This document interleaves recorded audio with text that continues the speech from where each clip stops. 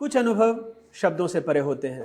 जब कोई आवाज़ सीधे दिल को छू ले तो वो इबादत बन जाती है। आज हम आपको एक ऐसे ही रूहानी सफ़र पर अपने साथ लिए चलेंगे जहां हर एहसास एक दुआ की तरह दिल में उतरता है।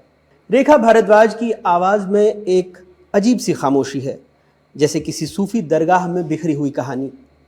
दिल्ली के एक छोटे से घर में बहन से शुरू हुई संगीत शिक्षा ने उन्हें उस रास्ते पर चलाया जहां सुर साधना थी और हर गीत एक आत्मा की पुकार। रेखा भारद्वाज का संगीत अब सिर्फ सुरों की साधना नहीं है, वो आत्मा की साधना बन गया है। एक ऐसी साधना जिसमें हर गीत एक प्रार्थना है, हर गज़ल एक यात्रा है और हर सुर एक दरवाज़ा खोलता है भीतर की उस अनंत दुनिया का जहाँ न कोई नाम है न पहचान, बस है तो संगीत। उनकी आवाज़ ठहरी हुई है, गहरी है और भीतर तक उतरती है, सीधे दिल से बात करती है। आज हम उनकी उस खूबसूरत यात्रा में झांकेंगे जहां हर धुन एक दुआ बन जाती है। ओके, 1 2 3। लकड़ी की काली पे घोड़ा, सोने की धुन पे जो मारा घोड़ा, घोड़ा घोड़ा घोड़ा घोड़ा लकड़ी घोड़ा, लकड़ी की काली पे घोड़ा, सोने की धुन पे जो मारा घोड़ा, घोड़ा घोड़ा घोड़ा घोड़ा लकड़ी घोड़ा। घोड़ा पाचा चौक में कलाई, लाई की घोड़े की लगाई से बनाई, चकबक चकबक चकबक चकबक। घोड़ा पाचा चौक में कलाई, लाई की घोड़े की लगाई से बनाई, घोड़ा घोड़ा घोड़ा घोड़ा।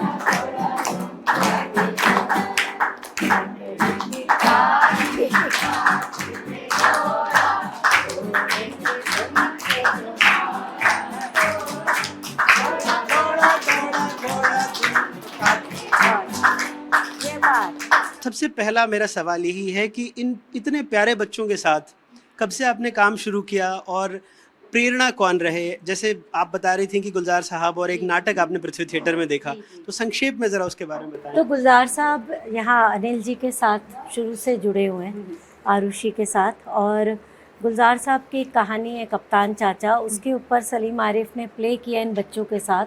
आई थिंक वो आके यहाँ काफ़ी महीने रहे, इनके साथ काम करके वो पृथ्वी थिएटर में मुंबई में वो प्ले किया गया। उससे पहले हम ये बच्चे हर साल आते थे और गुलजार साहब के घर में मिलते थे। कभी चौपाल में एक गोष्ठी होती थी तो वहाँ उस वक्त इंट्रैक्शन होता था, इनको मिलते थे, इनके जोक सुनना, कभी कुछ गाना सुनाएंगे, समोसे खाते थे, जलेबी। चुपचाप बैठे, मुझे लगता है नहीं जोक मारते हैं। अरे बहुत, अभी बताएंगे आपको, सब धीरे धीरे खुलेंगे, सब करेंगे। तो ये उस तरह की इंट्रैक्शन होती थी। फिर जब वो प्ले देखा तो मुझे लगा कि जब प्ले हो सकता है तो मैं इनके साथ म्यूज़िक का भी कुछ कर सकती हूँ। और इस तरह मैं आई इनके साथ। ओम हमने शुरू किया, फिर कुछ गाने, पहले मेरे गाने जब आ गए उसके साथ ये लोग नाचते थे, फिर मैं इन्हें थोड़ा सिखाती थी, फिर ये गाते थे, फिर मैं थोड़ा इनके लिए गाती थी। और वो बस ये रिश्ते तो बन जाते हैं। ये तो हमारे, मुझे लगता है कि हमारे खुशनसीबी होती है कि हमें ऊपर वाला इस लायक समझता है कि हमारे साथ ऐसा जुड़ाव हो। ये होटल में फ्रंट डेस्क पे इसने हमारा स्वागत किया, कुमकुम कॉफ़ी पे इतना अच्छा काम करती है। तो जब ये काम होता है, ये इतने छोटेपन से देख रही हूँ मैं, राहुल इतना अच्छा गाते हैं और बच्चे आते जा रहे हैं। कोई ऐसा गाना इन्होंने गाया हो जिसने आपको भी चौंका दिया हो कि मैं इतनी तालीम ली और ऐसा किया, लेकिन इन बच्चों ने तो आपको एकदम... नहीं, इनकी जो सादगी और सुर और इनका जो एक भाव आता है वो मुझे हमेशा चौंकाता है, क्योंकि जो इनकी इनोसेंस है उसको हम कभी मैच नहीं कर सकते। They are pure pure pure hearted kids. They don't know the ये जो दुनिया के जो खिलावे और सारी चीज़ें हैं ना। जब आप सूफ़ी गाती हैं तो कहीं ना कहीं ऐसा लगता है कि इन बच्चों के साथ बिताया वक्त उसी सूफ़ी में आपको ले जाता है? सिर्फ वो ही नहीं, हमेशा बिल्कुल वो लम्हे तो कहीं ना कहीं लेकर जाते हैं, क्योंकि ये सारी चीज़ें आपकी अंदर की जो जर्नी अंतर यात्रा में ऑब्वियसली इट एड्स।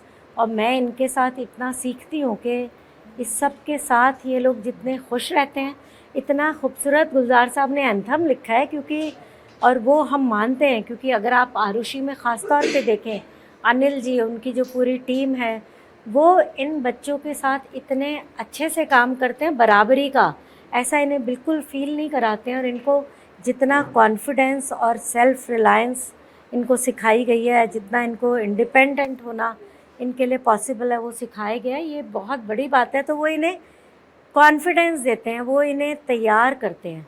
तो आरुषि के साथ, बेचारगी वाली बात नहीं है। इनके साथ बिताया कोई ऐसा पल जो आपको बिल्कुल याद हो, मतलब इतने साल आपने दिए लेकिन कोई एक ऐसा लम्हा, कोई एक ऐसा पल जो आपको हमेशा याद रहता है? एक नहीं है, बहुत सारे लम्हे हैं। जैसा मैंने कहा, जब मैं पहली बार आई थी और उसमें मैंने जब सुर लगाना शुरू किया, तो मैंने इन्हें कहा कि हम ओम बोल के सुर लगाएंगे और सबको आंख बंद करके करना है। सब बच्चे मान गए, आंख बंद करके कर रहे थे। पर मैं देख रही थी कोई कोई बीच में से ऐसे भी देख रहा था, कब तक होगा अभी, कब तक चलेगा। पर फिर उन्हें लगा, सभी ने बंद किया, हम भी कर लें बंद। और जब वो हमने 15 मिनट 20 मिनट सुर लगाया और उसके बाद हो गया, तो मैंने कहा अब रुक सकते हैं। तो कुछ बच्चों ने बहुत देर में आँख खोली और मैंने पूछा अभी कैसा लगा, और जिन्होंने थोड़ी खोली थी फिर बंद की, सब बच्चों का यूनानिमस रिएक्शन था कि बहुत आराम लग रहा है। अच्छा, कोई ऐसा गीत या कोई ऐसी बात आपको याद आती है जो आपकी पूरी जर्नी को, आपकी पूरी यात्रा को, चाहे लाइफ की हो चाहे संस्था के साथ हो, उसको आप समेटती हैं और इन बच्चों के साथ हम भी सुर में उसको सुन सकते हैं? कोई ऐसा गीत हो? ये जो एंथम है ना इनका, जी। गुलजार साहब ने लिखा है, आरुषि एंथम, और विशाल ने कंपोज किया है। वो हमारा बहुत ख़ास है, वो हमारा मैसेज है, वो हमारा पैगाम है, वो हमारा जो उसे कहते हैं ना सेल्फ रिस्पेक्ट, और जो हमारी अपनी जो एक सेल्फ एस्टीम है, वो उसको लेकर के गाना है कि उसके वो हम ज़रूर गाना चाहेंगे। हो हो हो हो हो हो हो हो हो हो हो आसमान खुलो, हो हो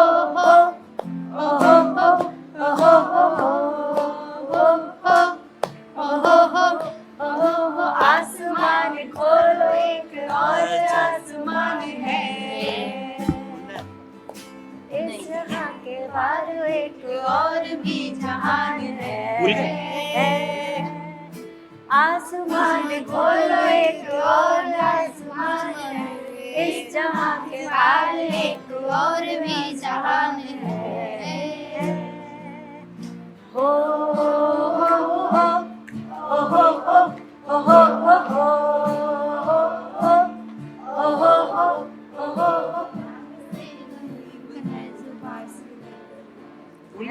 नहीं, बातें करते हैं वो अपनी उंगलियों से बोल कर बोल कर बोल कर। एक बार और, यस मैम। एक बार और यहीं से शुरू करते हैं। कान से गरीब है, जुबान से बेजुबान है, बातें करते हैं वो अपनी उंगलियों से बोल कर बोल कर बोल कर। आँख में अंधेरा है, आँख देखती नहीं। हम सब सुर में क्लैप कर सकते हैं। सीधे चलते हैं वो रास्ते टटोल कर टटोल कर टटोल कर।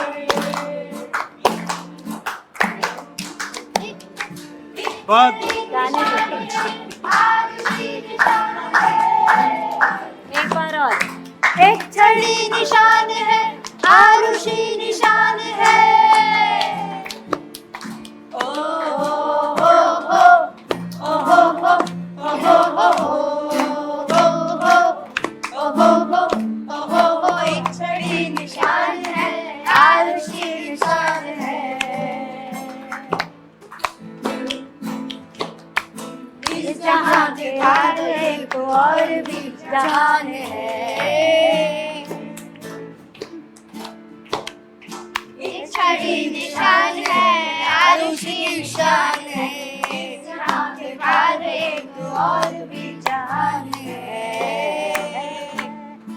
हो हो हो हो हो हो हो हो हो हो।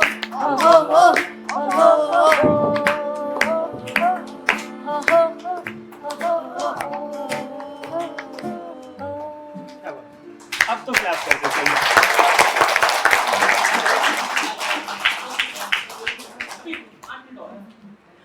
मैम, 2-3 छोटे-छोटे सवाल हैं मेरे।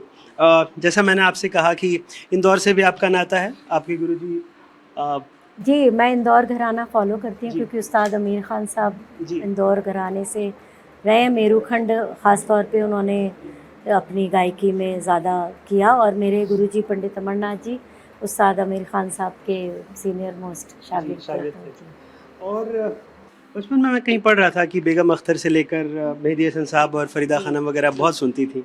और तो क्लासिकल भी, क्योंकि क्लासिकल दिल्ली भी। में बहुत माहौल था तो कॉन्सर्ट में जाते थे। गंधर्व महाविद्यालय में सीखा शुरू में, बहन से सीखा तो वहाँ जाते थे। क्लासिकल सुना, सेमी क्लासिकल, रेडियो पे बहुत सुना।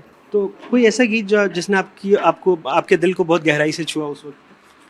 बहुत सारे गीत हैं, एक गीत तो नहीं मैं पिन पॉइंट कर सकती, बहुत ही सारे गानों ने दिल छुआ। पर मैं एक अच्छा ये कह सकती हूँ कि मैं शायद काफ़ी एक सीरियस सिंगर थी एज चाइल्ड ऑल्सो। तो सेकंड ग्रेड से 5th क्लास तक मैं गाती थी, तुम ना जाने किस जहाँ में खो गए, आंसू भरी है जीवन की राहें। तो ये गाने गाती थी मैं। आज भी रेडियो को ट्यून करके सुनती हैं क्या? नहीं, अब तो रेडियो नहीं सुना जाता, मैं एफएम भी नहीं सुनती हूँ, मैं टीवी भी नहीं देखती, मैं अखबार भी नहीं पढ़ती। मैं अपनी प्लेलिस्ट बनाई हुई है यूट्यूब पर, उसी को सुनती हैं। वो सुनती हूँ, या सीडी से जो अपना पर्सनल अपना म्यूज़िक का कलेक्शन एप्पल म्यूज़िक पे बनाया हुआ है वो सुनती हूँ। मैं कहीं सुन रहा था, पढ़ रहा था। लेकिन जी। एट द सेम टाइम जो यंग बच्चे हैं उनसे मैं अपने को काफ़ी अपडेट करती रहती हूँ, अपग्रेड करती रहती हूँ अपना म्यूज़िकल सेंसिबिलिटीज़ के। हिप हॉप में क्या चल रहा है मुझे पसंद आता है बहुत, और मुझे कभी कभी रैप भी अच्छा लगता है अगर सेंसिबल हो तो, और उसके लिरिक्स बहुत अच्छे हों। पर मुझे जैसे स्टिंग का गाना बहुत पसंद है, केडी लैंग मेरी बहुत पसंदीदा सिंगर हैं, और एमी वाइन्स, और मतलब मैं ऐसे जो भी म्यूज़िक मुझे दिल को अच्छा लगे मैं वो सुनती हूँ। मैं कहीं सुन रहा था या पढ़ रहा था, शायद भूल गया हूँ, कि जगजीत सिंह जी ने कहा था कि आपकी आवाज़ में वो चमक नहीं है। जी। तो वो बात कभी दिल को छुई क्या, और कभी आज भी याद आता है आपको? मतलब मैं तो वो चमक अगर मेरे गाने में जो आई है वो जगजीत जी की वजह से आई है, क्योंकि उन्होंने बहुत एनकरेज करते थे, और उसी में जो आपका खैर ख्वाह होगा वही आपसे सच बोलेगा। और मैं ये कहूँगी कि मैं क्योंकि लाइफ की भी स्टूडेंट हूँ और म्यूज़िक की तो स्टूडेंट हूँ, अभी भी हूँ, और ये तो सारी उम्र की तालीम है। जितना गहरा जाते हैं समंदर में आपको समझ आता है कि इसकी तो था नहीं है, तो उतना ही आपको लगता है कुछ आता ही नहीं। तो वो वाली बात है, और उसमें जगजीत जी ने सराहते थे जो अपनी मेरे अंदर जो अ, मेरे को नेमतें मिली हुई हैं आवाज़ की, रुदारी की या ठहराव की, लेकिन चमक उन्होंने कहा नहीं है। और मुझे उस वक्त वो बात समझ नहीं आई, और मैं जब आ गई घर सारे रास्ते रोते हुए, तो फिर समझ आया। विशाल ने कहा कि अच्छा रियाज़ में झोंको, तो मैंने बहुत रियाज़ करना शुरू किया। किसी को आपके लिए एक वो ट्रिगर करना होता है, आई थिंक वो ट्रिगर पॉइंट था, और वो जब रियाज़ किया तो रियाज़ किए बिना तो आपको समझ नहीं आएगी ना चमक कैसे आएगी। रियाज़ किया तो चमक आई, और फिर समझ आए कि जगजीत जी ने इतनी दूर की चीज़ देखी थी जो मुझे नहीं समझ आई थी। ऐसे मुझे अब लगता है कि मैं उस उम्र के पड़ाव में हूँ कि जब मैं कई बार कोई आर्टिस्ट को सुनती हूँ या नए सिंगर को सुनती हूँ तो उनके अंदर वो स्पार्क होता है, लेकिन हमको फायर चाहिए, उसको वो घर्षण करके आग जलाएं और उसमें जलें। बहुत जलना पड़ता है, मज़दूरों की तरह यह है कि आप ईंट और गारे से कैसे वो दीवार बनाते हैं, आप रोज़ की रोज़ एक ही चीज़ करते हैं कि आप सीमेंट लगाते हैं, ईंट लगाते हैं, सीमेंट लगाते हैं, ईंट लगाते हैं, तब वो दीवार बनती है। तो वो दीवार बनाने के लिए उसके लिए पेशेंस चाहिए, और that's what you learn through it. तो जैसा आप, चूँकि हम लोग मध्य प्रदेश में हैं, मध्य प्रदेश की बात कर रहे हैं, आपके इत्तेफाक से आपका घराना कह लें, आपके गुरुजी कह लें, इंदौर से ताल्लुक़, तो जैसे मैं आपसे बात कर रहा था और मैंने कहा कि मैं आते भी हंस ध्वनि का एक तराना सुन रहा था, तो आपको आपके घराने का कुछ याद आ रहा है जो आप हमारे दर्शकों के साथ साझा करना चाहें? ऐसे ही बिल्कुल, मैं अपने गुरुजी की बंदिश गाना चाहूँगी। ये जगजीत जी को भी बहुत पसंद अच्छा। थी जी। ये गुरुजी की अपनी लिखी हुई बंदिश है, कंपोज की हुई है।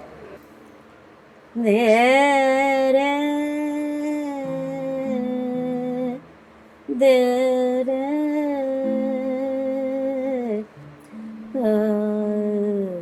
रे